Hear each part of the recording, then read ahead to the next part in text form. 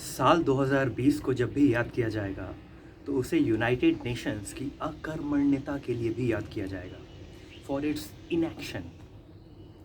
अब United Nations तो ये कह नहीं सकती कि हम क्या करें, ये विधि का विधान था। All this happened under your watch. United Nations कितना पैसिव है और कितना असहाय है, हेल्पलेस, वो 2020 में पता चला। मैं एक सवाल पूछता हूँ अपनी तरफ से। Millions of people have lost their job. करोड़ों लोगों ने अपनी नौकरी खो दी, जॉब खो दी 2020 में। कोविड-19 ले ऑफ, ये एक बहुत टर्म फेमस हुआ, कोविड-19, COVID layoff. How many layoffs from the United Nations? WHO से कितनी कोविड-19 ले ऑफ्स हुई? फाओ से कितनी हुई? यूनिसेफ से कितनी हुई? यूनाइटेड नेशन से कितनी हुई? ये कोई भी नहीं कह सकता कि यूनाइटेड नेशंस ने अपने पूरे प्रयास किए, जितना वो कर सकती थी उतना प्रयास किया। इसीलिए आयरनिकली ये 75th ईयर है फाउंडेशन यूनाइटेड नेशंस का। 75th ईयर को बहुत धूमधाम से मनाना चाहिए, प्लैटिनम जुबली को, लेकिन वो नहीं हो रहा है। उसका कारण ये है कि इस साल हमें एक बात पता चली कि ग्लास जो है वो पूरा भरा नहीं है, या तो आधा खाली है या आधा भरा है।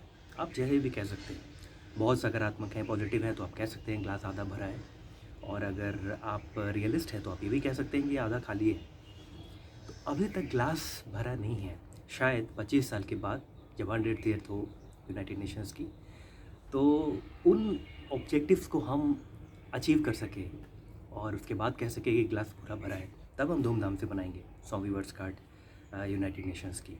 और वो तभी हो सकेगा जब हम कुछ चीज़ों पे अभी से काम करें। अगर यूनाइटेड नेशंस इन 2-3 बातों को अचीव नहीं कर पाता है, तो ये माना जाएगा कि यूनाइटेड नेशंस भी लीग ऑफ नेशंस की तरफ ही जा रहा है, जो कि एक अच्छा अटैम्प्ट था, वो फेल हुआ। और यूनाइटेड नेशंस भी उसी दिशा में जाता दिख रहा है, अगर यूनाइटेड नेशंस ने अपनी एक एक्टिव रोल को नहीं अदा किया। जैसा मैं कह रहा हूँ कि 2020 में डायरेक्टली, सीधे तौर पे आरोप नहीं लगा सकते, ब्लेम नहीं किया जा सकता, लेकिन पैसिव रोल था और कहीं ना कहीं जिम्मेदारी तो लेनी पड़ेगी।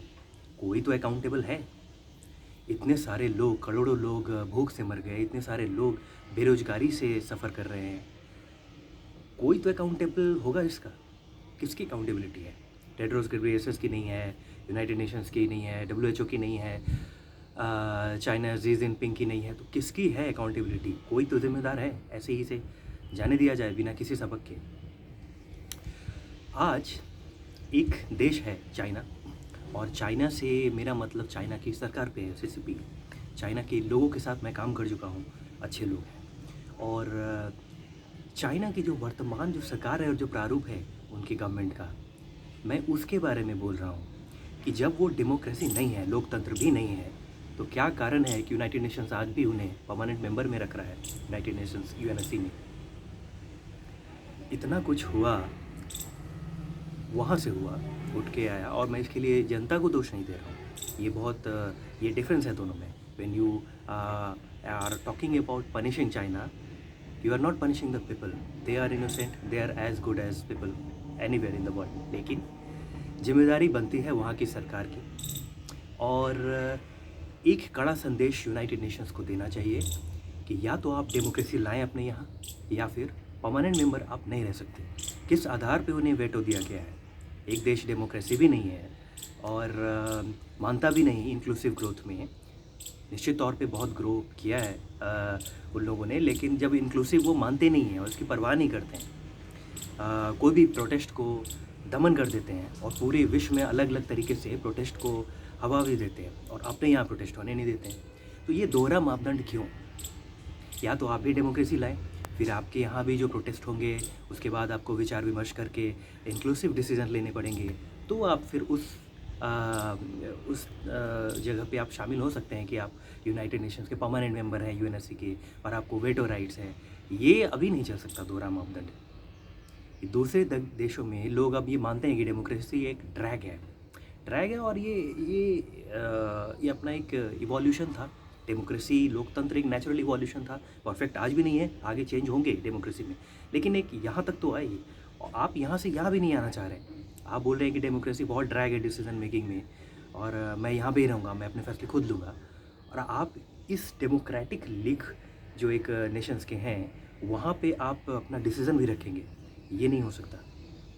अगर इन लोगों की डिसीज़न मेकिंग बाकी देशों की धीमी रफ्तार से होती है, और आप युद्ध स्तर पे ग्रो करें और 2020 में सबका जीडीपी गिर जाए और आपकी जीडीपी बढ़ती रहे, भले ही फ्लॉड डेटा है आपके देश में, लेकिन ये नहीं हो सकता, ये दोहरा मापदंड नहीं चलेगा। यूनाइटेड नेशंस को क्लियरली स्पष्ट शब्दों में ये बताना चाहिए, या तो आप लोकतंत्र लाएं किसी रूप में, या फिर आपकी सदस्यता रद्द की जा सकती है।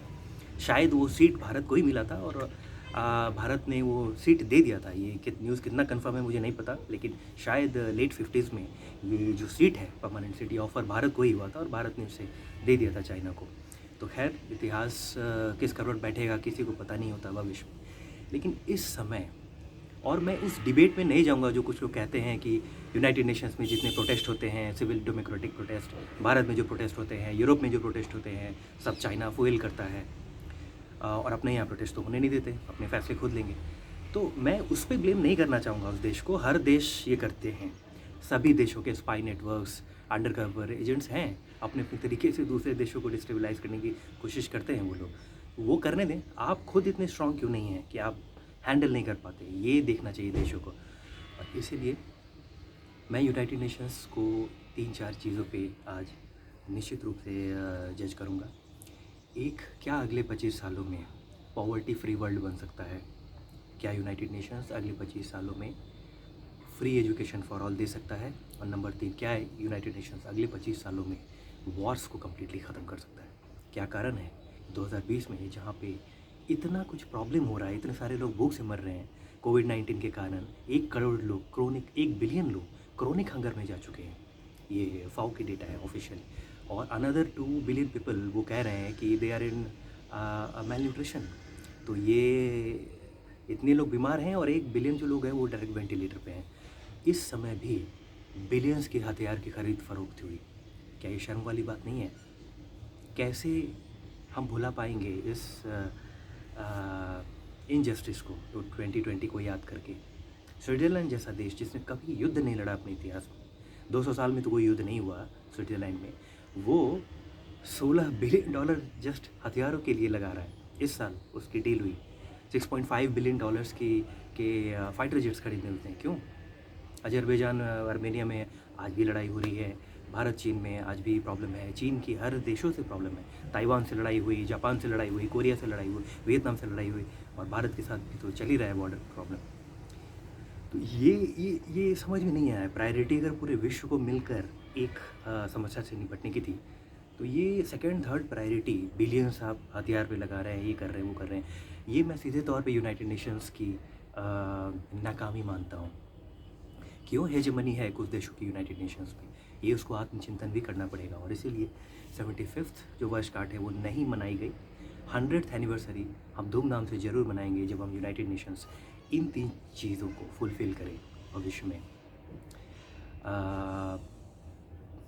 Free education for all, zero poverty, और नो वॉर्स इन फ्यूचर। तभी माना जाएगा कि ग्लास पूरा फुल है, नहीं तो फिर ग्लास आधा भरा है और आधा खाली भी है। और जो आशा की किरण बन के यूनाइटेड नेशंस का जन्म हुआ था 20वीं शताब्दी के इंटरवल में, वो माना जाएगा कि वो किरण बुझ रही है और लीग ऑफ नेशंस की तरह ही वापस जा रहा है।